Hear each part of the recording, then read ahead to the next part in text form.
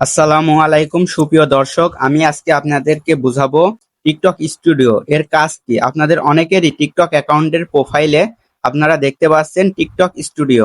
TikTok স্টুডিওতে আসলে আপনারা এখানে অনেকগুলো অপশন দেখতে পাচ্ছেন। এখানে আপনারা ফার্স্টে দেখতে পাচ্ছেন অ্যানালিটিক্স। এখানে আপনার লাস্ট 7 দিনের অ্যানালিটিক্স দেখাচ্ছে। এখানে আমি যাই, দেখুন এখানে আপনার লাস্ট 7 দিনের post view, profile view, like, comment, share এগুলো আপনি দেখতে পাবেন যে এগুলো ডাউন হয়েছে না আপ হয়েছে। এখানে আপনি চাইলে 28 দিনেরও দেখতে পারবেন, 60 দিনেরও দেখতে পারবেন।